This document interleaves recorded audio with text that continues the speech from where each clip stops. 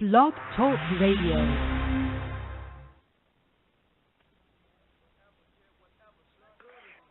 Hey, what's up, y'all? This is Beat Street Sports Talk Radio. I'm your host, Lee, a.k.a. the Hoops Guru.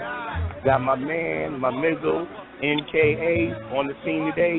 So we're going to get into a lot of things. I know it's football signing day, so we're going to talk about that a little bit. And we're also going to talk about the signing day. We'll talk about the NBA as well. So let's get to it. So let's turn that to cool rap for a second. MKA, what's going on, my man? I'm chilling, dog. What's the deal with you? Chilling, man. Chilling. You know, it's a beautiful day. It's like 85 degrees out here in Georgia. Beautiful day. So I'm going to knock this sun out and then get out there and enjoy a little bit of it, you know, since they put the clock an hour ahead so we can enjoy the sunlight a little bit, you know? Right. Yeah, I know you're jealous up there up north, man. What's y'all at, like 50 degrees or something? Oh, no, we're in the 60s, bro. We straight. Okay, springtime coming all over the U.S. until it gets cold this week. But let's get into it, man. It's been a minute since we was both on here, so I know we're going to get a little back and forth going on. And if anybody has any questions or anything they want to throw at us, give us a call at 347-945-6921. Okay. Phil Jackson going to the New York Knicks. That's been like the hot button thing going along right now in the NBA. Clock struck midnight 2 hours ago. I know I have my few opinions on it, but let me, they haven't heard your voice in a minute, Ed. So go ahead and talk to the people. Let me know what you think about Phil going to the Knicks. Well, immediately the thing that pops into my head is this sort of reminds me of, what's his name, Jimmy Johnson and Jerry Jones. I don't know enough about Dolan, but just going off of the things I've seen of Dolan, the time that I've actually paid attention to the Knicks, he seems to be a medicine owner and thinks he knows what the hell he's supposed to be doing. Because remember, it was a couple of years ago when y'all had the other GM, I forget what his name was, but when y'all actually made the trade with the Knicks and Denver, he didn't want to give up all of those players to get Carmelo. He didn't think it was worth it, and Dolan went ahead and basically sunned him and went ahead and said, well, look, he leaned on him and told him, look, you need to get Melo here at all costs. And for the most part, it's pretty much widely known that he went ahead and he's the reason that Melo actually ended up in New York, because I forget the former GM they had. I want to say he was with the Pacers before they let him go for Larry came back, or maybe he's still there, but I forget who the GM was. But he went ahead and he did that. My question is, has Dolan learned from this experience? And, I mean, here's the thing. We talking about Phil Jackson. Phil's gangster. There ain't no way that I can believe that Phil has not expressed to Dolan, look, dude, if I'm going to be the GM, I'm going to be the GM. And if I do what I do, you're supposed to eat that and sit back. So I have to believe that Phil, just based on his persona, how he acts in interviews and on sidelines and his cockiness, I would have to think that even though Dolan's the owner and making all these things of nature, I would think that he still would have went ahead and told Dolan that's the deal. So it would be real interesting to me to see Dolan have to doggone fade to black and not be, trying to assert his authority, power, or his lack of basketball acumen to the whole situation. So if Dolan really is out the picture, then I think the Knicks will go ahead and be fine, because Phil is is a nice little basketball person. He knows what championship teams look like and things of that nature. So it'll just be interesting to see the moves that he'll go ahead and make. And I don't care whether they keep Melo or not. It'll just be interesting to see Phil do his work from from a GM standpoint, see if he can be like a Jerry West or not. Well, I'm looking at it like this. I hear a lot of these radio people talking about they won't work because of the GM's job. He needs to be hands on. Phil doesn't want to put in the work and all these different things. But let me tell you something. The reason people lose is because they follow the script of losers. Phil Jackson's not a loser. So he doesn't have to follow the conventional way that people do things and continue to lose. I could see the Knicks and him doing something totally different. I could see Phil possibly even coaching part-time, maybe coaching for home games and having a top assistant coach the road games, or have a top-flight, an assistant GM that kind of executes his vision. But James Dolan right now is in a point of desperation where he's going to have to give Phil full control of the organization because, the Knicks fans are so pissed off they were wanting to protest in front of the Garden or even start boycotting games or not showing up. So he's, and the New York media is ruthless, so he knows he's the laughing stock of the city as far as the sports world's concerned. So he wants to really revamp the Knicks image. So I think he's going to give Phil full authority, but probably for a year or two. I can see his arrogance and narcissism coming back once the ship gets turned, but I think he's going to be quiet and allow that organization to try to get some respectability back. And I think Phil is going to bring that to the Knicks because it's funny that just the mention of him coming to the organization is coinciding with the Knicks on a modest 4-game winning streak and still having an outside chance of sneaking in the back door of the playoffs. So I just think some people with their presence alone demand excellence from you or effort. And just to mention the name seems like it's garnering that already. So to me, anybody that says it can't work is crazy. Why can't it? It's a no-brainer to sign Phil. You can't go any worse than they are right now anyway. So there we are. And speaking of that, the Knicks, I believe, then out of their 3 games out. 3 games. They're not next time. They only play one team with a winning record. I think it's Toronto in like their next 9 games. And Atlanta's free falling, but they did get Millside back, so maybe he'll help stop the bleeding. And maybe they won't, because I think Atlanta had lost something like 9 out of 10 or something real crazy. They were just losing left and right. So it's going to be a little bit tougher with him back, but it's definitely in their eyesight. With Amari averaging, like 18 points over the last 4 games, there's a possibility they could make it in the playoffs and have a first round against the Pacers or the Miami Heat. Well, I mean, you know what I've been telling you? You know what I've been telling you all year? It's the East. I mean, they never was out of it. I mean, it's the East. I mean, come on, stop. Yeah. And the Indiana Pacers, they're a team that's in desperate need of a win. And I don't know if this is a point of desperation or what, but they said Andrew Bynum is going to make his debut tonight against the Celtics. Well, at some point, they have to let him. It's sort of similar to what the Heat are doing with Greg Oden. You need to go and let this joker get out there, you know what I'm saying, get some game time, get a little work in, and then, sit him back down. Because, I mean, they have the luxury because they have other bigger bodies to go ahead and let him sit left. But with the Heat, they really only need him for when they see the Pacers because we all know that's eventually what it's going to go and come down to. So the first couple rounds in the playoffs are just going to be warm-ups. But we all know it's going to be, them 2 teams in the East Conference Finals, so.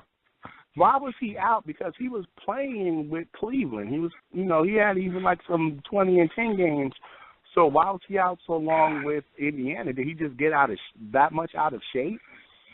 We are talking about Andrew Bynum, bro. Yeah, we are talking about Bynum. So I mean, come on now. We talking about Bynum, because also you got to remember he got degenerative knees. So the way they may be looking at using him similar to how the Heat use what's his name, D Wade. And, the team is already stacked up for the most part. So they feel that, we're just going to go and give this guy ample rest. And you know what? He'll just be there when we need to use him here and there. But, like I said, the team is pretty much is what it is for now.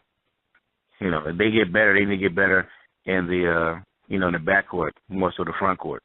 He's just a luxury. And also with the Indiana Pacers, too, I'm noticing their losing streak is sort of coinciding with around a little bit after they got rid of Danny Granger. I wonder, even though Danny Granger wasn't the all-star he was previous years, that his presence in that locker room on that bench may have been a motivating factor we didn't know about. Okay, you giving way. I understand what you said. George. I do. Paul George. You giving way.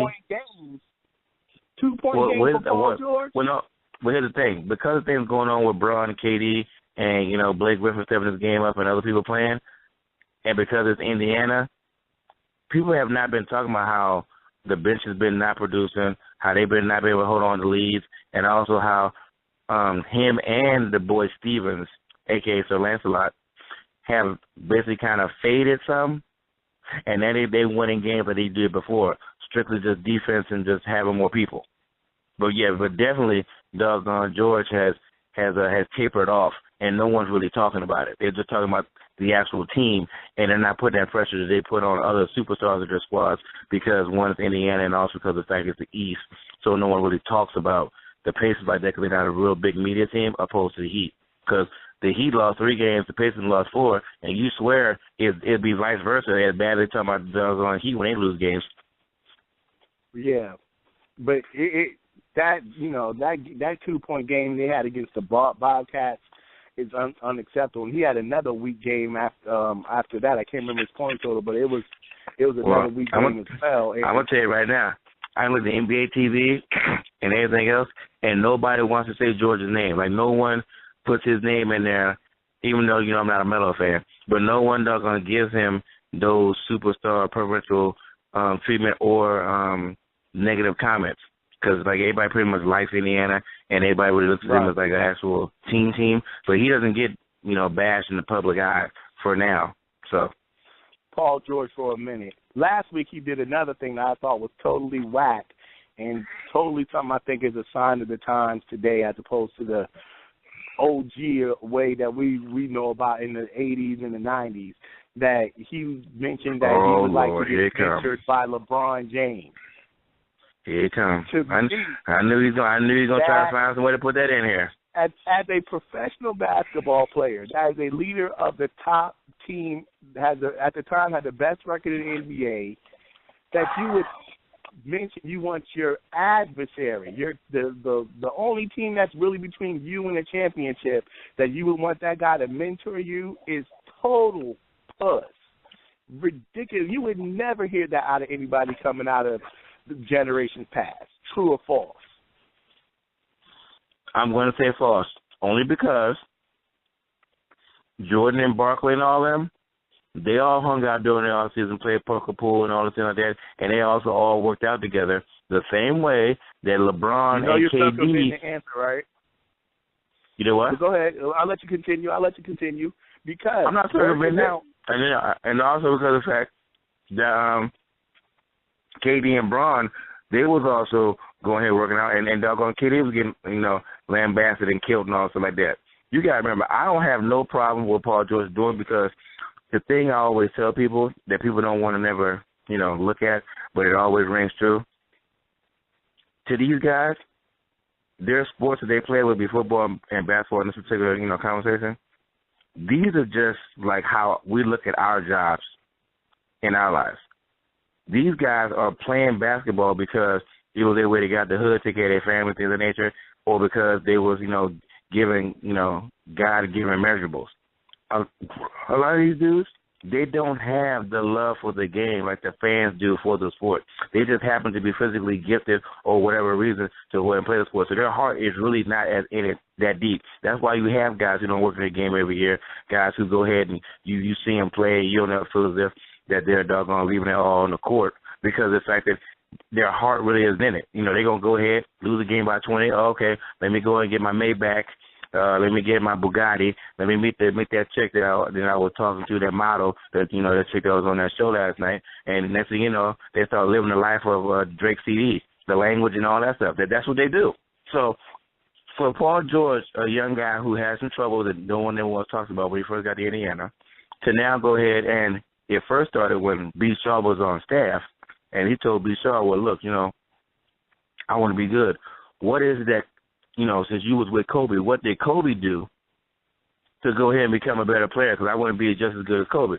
B. Shaw told him, and then we saw, him do his thing last year. Now this year he doing his thing. Now he's like, okay, well, I want to be as good as LeBron. I don't see nothing wrong, because regardless how you feel about it, whether that's the team in their way, the champion or whatever, Bron is the best basketball player on the planet. So if Bron is going to be willing to go ahead and help him improve his game for his team, it doesn't matter where you get the help from, because at the end of the day, when you go and you play on the court, all that stuff is going to be to the side anyway. I mean, let's be real. Paul George has improved his game, but when he plays the Heat, I don't understand it, but LeBron be locking him down. Like, he can't do anything when LeBron is on. And we didn't see KD scorch up LeBron. This is my problem with it. One, with LeBron, like 29, 30, right? 28. Paul George like 24. So first of all, the dude's not. I could see if he was talking to Kobe or something, a real veteran or this is a peer. LeBron James is to him one. And the second thing is, if I'm in the NBA, leader the best squad, because they're like, come on, it's like 4 years difference. To me, that's like the same age. That's not nobody looking up. Okay, but because then you're saying that, but they watch LeBron play. Yeah, but let me finish. 2, as a leader of the squad, I wouldn't acknowledge anybody was better than me in the NBA. That's crazy. Even if Barkley knew Jordan was better than him, you don't hear on Magic and Bird. These dudes ain't gonna go around and mention it and say, "Yo, I need this dude to help my game." Especially Paul George when Larry Bird's right in the building, dog.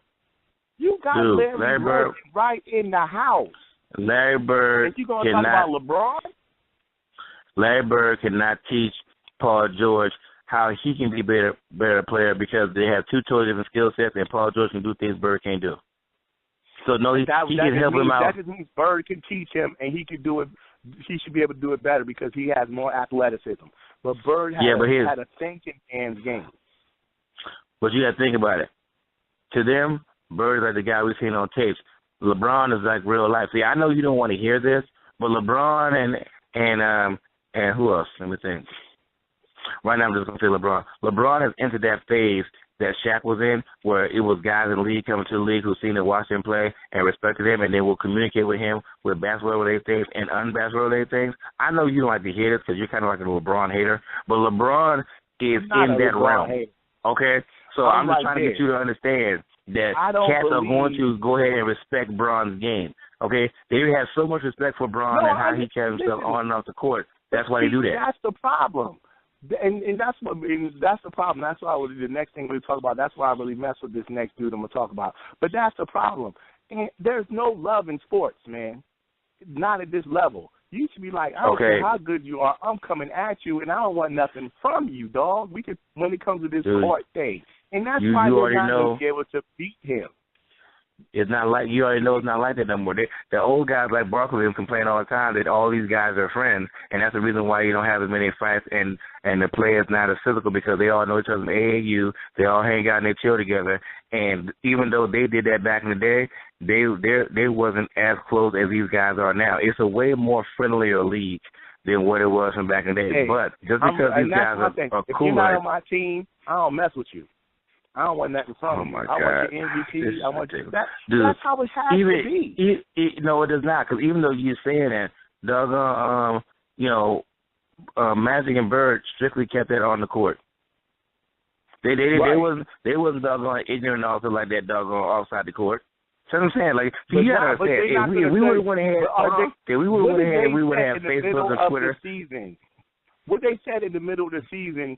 In the middle of the season, when this team is right on your heels, I want LeBron to make This is a whole different era. So you want to equate things that they didn't have then to things we have now, and you can't do that. Okay?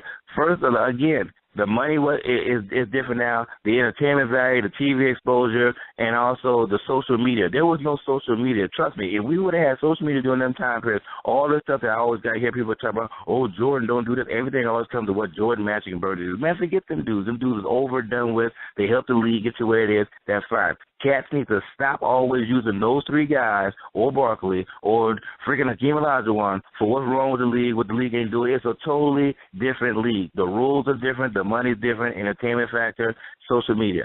David Stern had to change all that because nobody wanted to watch freaking Patrick Ewing and Charles Oakley beat up on teams and you having 56 or 70 games. Okay? So you can't keep using that old argument towards now. You know what's funny?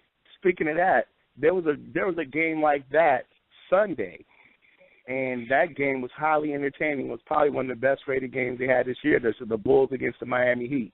And the reason I'm bringing this up is because there is someone who has that old school mentality, and all of a sudden he's getting a lot of love, which is crazy to me because he's always been there, is Joakim Noah. All of a sudden everybody's falling in love with Noah, talking about he should get MVP consideration or, like get votes. Not winning, but get votes and things.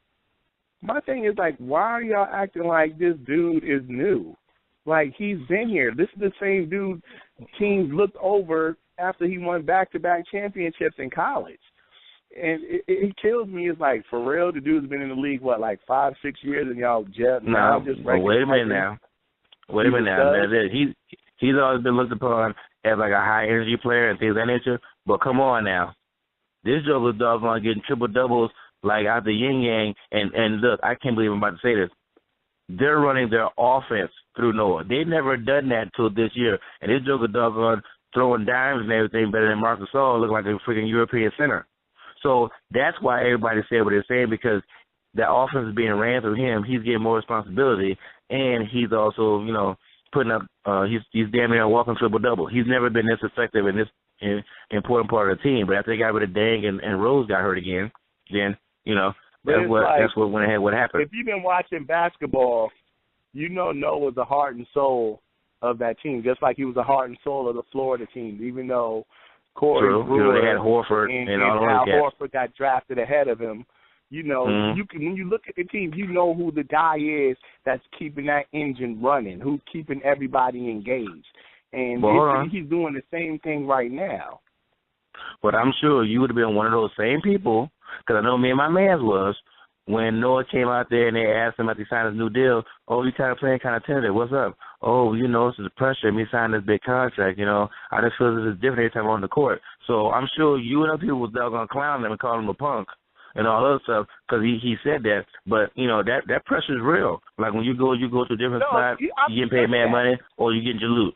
So, but I know he was getting clowned by a lot of people when he said it came about that. No, you have to respect someone who says, wow, they believe in me this much. This is a lot of pressure to, that, dang, I got to live up to this amount of money. They really think I have that much value.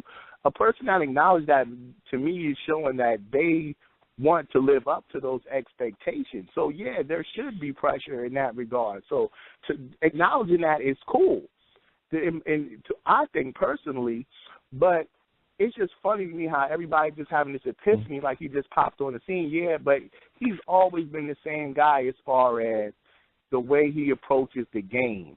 And like I said, I love that the fact that, he don't give a damn about the Heat. Like, you have to be that way if you want to be a champion. And that's what I'm saying. Like Paul George says he wants to be a champion. And I don't know, maybe that is just the point of the season where he's hitting the wall and getting tired. But you have to have that. You got to have that Seattle Seahawks mentality going in, man. You just do it. We go to Seattle Seahawks stuff. Yeah, man. I had to put a little football reference in there real quick. But for real, it's like you all have I'm to saying is that everything. you see, the thing is, you and the old guard, y'all want these guys to be like boxers and spitting at each other and talking all this nonsense and stuff of that nature. Look, man, these dudes NBA, okay? Them dudes, none of them dudes is hard like that. These dudes, the majority of dudes are corny dudes. They go in there, they just happen, like I said, happen to have either a skill set or some God-given measurables. But to them, this is just their job. This is not what they love to do. Hey, they was looking hard last night when your man from Phoenix elbowed Blake Griffin in the face. I know one thing. That's in Blake Griffin's manhood. I know one thing. Last night, he definitely wasn't going to be rolling or walking away because he fell on top of the ball, but he went ahead and I think he put it like his left hand up like he was trying to go and get away from him, and the boy just went in and just took a shot. I know one thing. I learned that he got a good chin because he definitely hit him with a nice shot with the forearm because I seen his head recoil. And I know one thing, he was not going to walk away from that one. He was actually trying to get that dude. My thing is, does Blake Griffin just have a whole bunch of resolve, or is he just a guy that really don't want to get into it? Because to me, that's the one where I think I would have lost it, or the average guy would have lost it. But he been knocked out. Kept his composure pretty well, but he was trying to get that ball. I'm surprised he hasn't lost it a long time ago. Because I know there's times where him and Chris Bosh should have got on. I know. I would have got it on. Oh no, the one I would have got if I was him was the Bogut joint. Bogut, we both would have got spit in that game. Yeah. It's a few times. Because my thing is, the first time I'd have been like, really, Bogut? Oh, nah, this got to stop right here. Nah. somebody should have been made an example of already, unless, he's just that under control or he's not that type of dude. And LeBron's kind of in that vein, too. He's been, sometimes damn, you ain't going to tee off on dude? And he's matter of fact, didn't the Bulls kick him? Oh, yeah, when him and, what's that dude's name? That's a shame I can't remember his name. He's not named right enough. I don't feel bad about forgetting his name right now. Yeah, you don't need to. Homeboy with the bad haircut? Yeah, him. Yeah, all the time. Yeah. Who is he going? Where is he going to get his haircut? I don't know, man. Just maybe going to a corner store joint where you see the sign out front talking about $85. He must be going to that joint. He must be going on a military base, man, getting a couple of them old Chinese women or something, man. There you go. See, there you go. See. For real, it's you make too much cake, man. That's the haircut. That joint is crazy. But let me get back. Yeah, I just be looking at it. I just be looking at his hair, and I be trying to figure out, are you trying to get dreads, or you just mean for your hair to look like that? I still haven't figured it out yet. But it's he don't even, his temp is not even faded. It's somebody just made a line and just cut all the there's no artwork in his haircut at all. Yeah, man, that's that bowl cut, man. Put that bowl on top, man. Just go around, bro. Only thing is worse is your gosh, why am I forgetting his name too? What's homeboy's names from the Knicks? That's a shame. I'm having amnesia. Maybe I didn't have my food today. Iman Shumpert, yeah. What's wrong with his flat top, man? It's not. Is he? Well, is he my thing is he cut it. I don't know. First he cut it. Then he was going with a table joint, and now I don't know what he's doing now. I don't know if he's trying to get it back or what. I don't know what he's doing. So. I know he's trying to go black, but there's no fade. There's no fade. That joint is just a straight line. There's supposed to be a little blend on the side, right? All right, man. I can't call it, man. I guess the Joker. He too stressed out to go out or something. I don't know. Maybe his barber's young, man. Maybe his barber didn't live in the era when they actually, knew how to fade the sides. So he just trying to go off of old pictures. He don't know no better. Who knows? But while we got a few minutes, man, this is free agency signing day. You as a resident football expert, is there anything that's popped off on your eye today? Or what do you expect to go down the line?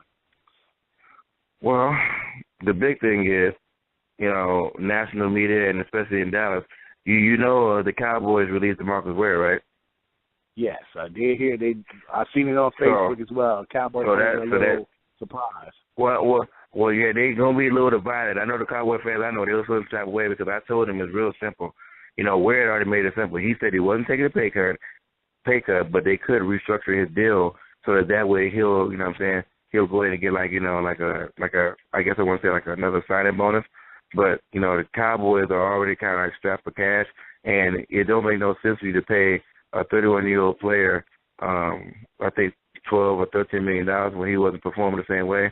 He's not performing the same way because they're playing a 4-3 defense when he is a 3-4 outside linebacker. It makes no sense to me. This dude been there 9 years, got 117 sacks, and then you want to take him for what he's the best at, and then put him in a whole new system. And then he goes from his normal, 10, 12, 14 sacks. I think he had either 6 or 8 last year. But, he's not – they're not looking to him as being the focal point of their defense. They're looking for the guy that's always hurt from Penn State, Sean Lee, the guy who can never stay healthy, which don't make no sense to me either. But, that's what you want to do, that's fine. So it basically came down to, do we go ahead and keep a player because of loyalty or emotionalism, or do we go ahead and we save this money, let him go about his business? Really, they did him a favor because the Cowboys are not going to be any good. Next year they probably going to 8-8 or less, next year again. And just so he won't look like he's the problem or he done lost his skill set, it will behoove him to go ahead and go to a team that runs a style of defense that he became well-known and famous for to begin with. So, I know Cowboy fans are going to feel that way about it, but the writing was already on the wall based on the fact that they're trying to put him in a system he can't use, and they need to, save the money. So that was the biggest thing that I went in and saying. The next thing would be, it looks as if Darrelle Revis is going to be, going somewhere. A lot of teams are trying to trade for his services. Right now, I think it says about, 4 to 6 teams trying to trade for him, and he's another one. He done told them, look, I'm not taking a pay cut. Now, where say he ain't going to take a pay cut is one thing.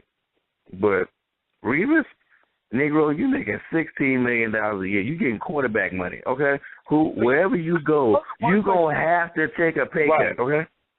One question. That's impossible for them to pay you. Go ahead. What I don't like is how the NFL doesn't have to take any responsibility for the contracts they sign. Like you signed this dude for $16 million, but you could just go ahead and cut him, and that's all the responsibility you have. So of course, as a player, it's like, yo, we agreed for you to pay me $16 million. So yeah, all of a sudden, why am I going to go ahead and take less cake? You know, but see, here's the difference. It should be harder for the franchises to get out of their contracts some way. Well, it's like this. It's a good and a bad. Now, you look at the NBA. The reason why the Knicks and other teams like the Knicks have problems is because all those contracts are guaranteed. Imagine if the Knicks could just go ahead and be like, you know what? You're Stoudemire. You suck. And just get rid of them, and then they all may have that money off the books. That will go ahead and that will help a lot of teams out. True, it would hurt the players because now you ain't getting that check you was getting. But just think about how all the franchises that now they have to tank and go ahead and sell out and lose to get better because they can't get any of these contracts because they're guaranteed. Now we go to the pro football. In pro football, since there's no guaranteed contracts, the way that you go ahead and get like something similar to the NBA and hockey and MLB is that you want to sign a long-term deal. You sign a long-term deal, you're going to go ahead and let's say it's like I seen like the dude Michael Johnson. I want to say he signed like a 5 or 6 years for $45 million. Okay, he's not going to get all that $45 million. But the reason why the players want a long-term deal is because the long-term deals come with the guaranteed money. So I think like out of the $45 million, I think $25 million of those dollars is guaranteed. So that means that regardless of if this team cuts him or not, he's going to definitely get $25 million. So that's the way it works in the football world. So that way, if you can get a team to pay you a long-term deal, then you get the liberties that, you know, the doggone the NBA dudes get. I just think there should be more buyout clauses out of every contract in the NFL. Not you don't have to pay his like it's like all right, if you don't want to pay him $16 million, fine. You got to pay the dude like $3 million, and then you can cut his contract. Like to me, you need to get some walking away money to make the owners think about that. Because otherwise, yeah, it's if you just want to sound like you're in the media, we're signing Michael Vick for $500 million for 9 years, right? And then you can cut him after the first game. You know what I'm saying? You're not out of anything. So it sounds good, but it doesn't really mean anything. And to me, in essence, that's not a contract. And another weird move, just tell me if this even makes sense. Blaine Gabbert got traded to the 49ers for a 6th-round pick. Why would either one of these teams do this deal? Well, for one, you know what obviously makes sense for Jacksonville. He's been a mistake since they drafted him, which I, told my good friend from Virginia, Brian Wade was not going to work out from day one because I felt like Blaine Gabbert was a bum. And he's definitely proved that. I don't see how you go from being 6'5" to 5'11", throwing the ball because you're scared you're going to get hit before you even throw the ball. But that's just ridiculous. But the reason why they did the deal, well, Jacksonville needs players, so they got the draft pick. And you got to remember when Harbaugh got to San Francisco, we all just knew that Alex Smith was going to be gone because he was also in the last year of his contract. But he brought Alex Smith back. And because Harbaugh was a former quarterback, he did magic, and he got Alex Smith comfortable into a place where he could become a factor as an actual NFL quarterback. Because the previous 6 years before that, he was looking like, some Ryan Leaf, Jamarcus Russell type dude. So I believe that Harbaugh feels that he can go and get Blaine Gabbert, he can go ahead and he can fix whatever's wrong with him, and he can make him functional in their offense if need be to be a backup to Kaepernick. Because Kaepernick, since, he was taken in the later rounds in the same year that Cam was taken to Carolina, Kaepernick now is asking for $18 million. And his whole thing is like, look, y'all giving Romo and Cutler all this money, and I'm like 21-8 since I've been a starter. So how is it they get this money? I've been to Super Bowl and all that, and they haven't, and they getting this kind of money, which on one hand, he can say that because quarterbacks are judged by wins and losses. But, dude, you play for San Francisco. Like, the team is stacked up. But, they don't never count that when they talk about the quarterback's record. So they don't really know what's going to be going on with Kaepernick. So they can be looking at Blaine as a project to get ready and also an insurance policy just in case Kaepernick really is, sticking to his guns with this $18 $19 million a year stuff, and they like, dude, slow down. Like, you really not that nice, and they go in a different direction. So that could be like a move, a chip for down the road for them. Right, yeah, but shoot, Kaepernick, hey, you got rid of a quality quarterback, and I've taken you places he didn't, and these other dudes are getting paid, so I understand why he's sticking to his guns. But I mean, Gabbett's not going to threaten anything though. Like, you ain't going to let Kaepernick walk and this dude be the man, so he's gonna have nothing to worry about. But $18 million, though, is a lot of money, man. Hey, that's the price for success in the NFL. But one more thing, real quick, before we get out of here, Michael Vick. Where do you see him going, if anywhere? Well, not if anywhere. He's definitely gonna be going somewhere. There's a lot of demand for him. But where do you think he's going? What would be the best place for him to? Well, here's the thing. One of the places that he could go, I believe it was Jacksonville. That pretty much got blown out the water because I think they made like some other move. Oh, that's right. They re-signed Chad Henne, so people look at that as being like a thing for if they do take a quarterback, he'll be the backup. So they kind of marked him off the list. But Mike has been. They're looking at Mike to go to either the Raiders, long shot be Minnesota, and they keep saying the Jets, but I don't know. I just can't see. Well, I can't say that. If Mike goes to the Jets, his former offensive coordinator, while Andy Reid was there, is the offensive coordinator in New York, so I can see that. But I mean, as we all know, they ain't got no weapons, and it would be real interesting to see Mike underneath a head coach like Rex Ryan. Like that'll be comedic. But in reference to Mike, honestly, I don't know, man. I'm thinking. I would put this. I'll be surprised if he stays in Philadelphia. I'm thinking he's going to go someplace to try to be a starter, but his starter days are over. Only way he's going to be a starter is if somebody gets hurt and he's in there. I think Tampa's a possibility. The Jets are an outside possibility. Minnesota is definitely strong. And you're probably going to think I'm crazy, but I'm sure you will. But what if Houston uses that first pick and gets Clowney and brings in Michael Vick instead of using it on one of these quarterbacks in the draft? Okay, and I'm going to say this to you. There are certain franchises that have never had certain quarterbacks of a certain hue be the quarterbacks of their franchise. I'm going to leave it at that. Okay? I'm just going to put it at it. So some teams ain't going to do that.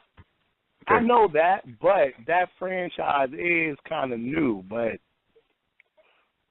are they following the old traditions for the old fans? No, the old franchise did have a quarterback of that hue, so we can't say that. They did have that. No, that team went to Tennessee.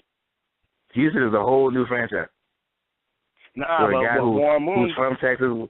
Yeah, no, I don't know. The Houston Oilers changed to the Tennessee Titans. That's why they have the same colors in Tennessee. Yeah, I know that. But Warren Moon played in Houston, right?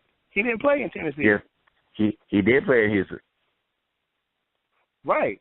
So that's what I'm saying. They should be okay with Vic being there then. Listen, I know that you kind of down south. You kind of want to act like you don't know this.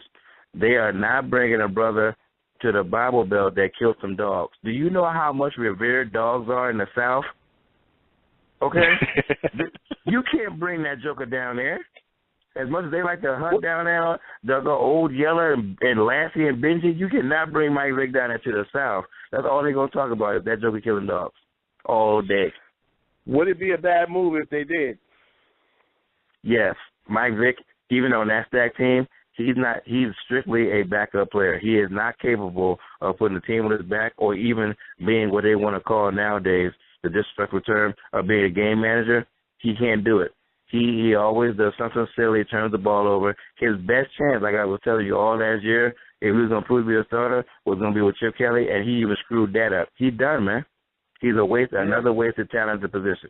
But I have a feeling he's going to get one more shot this year, or maybe even like hold it down for a rookie in waiting. So I think he is going to get another shot, but it's going to be interesting to see where he goes. But hey man, that's it for the show. We're actually running a little bit of overtime, so we'll pick up on the next show. There should be some more signings in the NFL. See where that goes to, and maybe check out our BC Sports Bash page on Facebook. I'll ask the question, is it okay that Paul George wants to be mentored by LeBron? I want to give you guys his feedback, but appreciate you tuning in, y'all. This is BC Sports Talk Radio. Have a good one. Head deep. Thinking of a plan, looking like Raggedy Ann or throwing hand, kicking a can. Thinking of a place to pull some bacon because I'm dead and stinking. So all my shoes winking, t-shirt is shrinking. Soon I see some thighs in my eyes open wide quick. Who's that with the chick? Bill blast my sidekick. What's up? Black, tip his hand a smack. The nut pulls a Cadillac. Your baby will be back. Jump right on the side. Not too many people saw us thinking about who gotta get robbed because the mob got a job for us. They drove us down to the silver section of town where the clowns there be paying for protection. They want us to send us message to Jimmy the bartender, lend a friend of money next year ripping off his car fenders. He's coming up short, but he's short. Cold, dope, nope, and hope we don't get caught. We owe some Benjamin Franklins, every last bit of them, but Jimmy's pockets are empty, so now we gotta get rid of them. But Jimmy's wife is with him and they don't want to involve her. Hopped out the back seat, they gave me a revolver. Blast you, distract them, while I go and whack them. Enter through the back, shot of the bar and then attack them. He's screaming for his life, in the back of the head and takes him with a knife. And that goes for anybody that got